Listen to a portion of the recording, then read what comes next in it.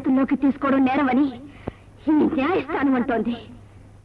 నిజమే, కానీ చట్టాన్ని తమ చేతుల్లో భద్రంగా ఉంచుకొని అమలుపరచవలసిన పెద్దలు, రక్షించవలసిన అధికారులు దాన్ని ఏనాడో భూస్థాపితం చేస్తే అది తవ్వి బయటికి తీసి ఆ చెడ పురుగుల్ని చంపి సమాజానికి వాళ్ళ పేడలు వదిలించిన నేరు ఈ న్యాయస్థానం ముందు నిజంగా నేరస్తురాలే. ఈనాడు మీ ముందు నేరస్తురాలుగా నిలబడ్డ నేను ఏ మహానాయకుడు బిడ్డను, ఏ బడా వ్యాపారస్తుడి బిడ్డను, కనీసం ఏ దోపిడి దొంగ కూతుర్లో అయ్యుంటే మీ చట్ట న్యాయం నేర కూడా నా మీద పడేది కాదు. అటువంటి మీ చట్టం కల్పించే నేడ కిందే నరరూప రాక్షసులు నిర్భయంగా తిరుగుతున్నారు.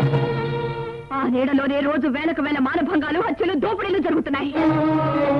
చూసి చూసి ఇక భరించే శక్తి లేక ఆ చట్టాన్ని మా చేతుల్లోకి తీసుకుంటే అది నేరం.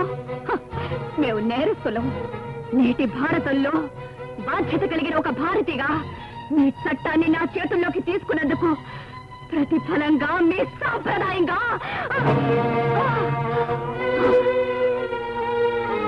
మీరు ఏ శిక్ష వేస్తారో వేసుకోండి. ఆ శిక్షను అనుభవించడానికి నేను సిద్ధంగా ఉన్నాను. ముద్దాయి హంతకురాలని తగిన సాక్ష్యాధారాలతో రుజువైనందువల్ల ఐపీసీ 302 సెక్షన్ ప్రకారం ఉరిశిక్ష విధించడమైనది. కానీ ఆమె గర్భవతి అయిన కారణంగా ప్రసవించిన తరువాతే ఉరిశిక్ష విధించవలసిందిగా ఉత్తర్వు జారీ చేయడమైనది. నన్ను ఇలాగే ఉంటేయండి, ఇలాగే ఉంటేయండి. నా బిడ్డను పుడుతునే అనాథం చేయొద్దు, నా బిడ్డను పుడుతునే అనాథం చేయొద్దు. జడ్జి గారు, ఈ రోజు నా బిడ్డ తండ్రి లేని బిడ్డ మాత్రమే.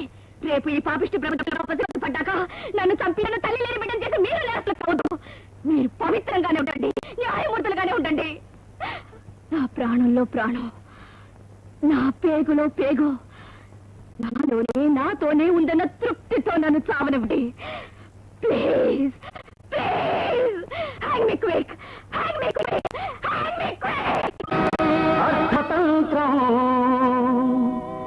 అంధకార బంధురం చిట్టి పొట్టి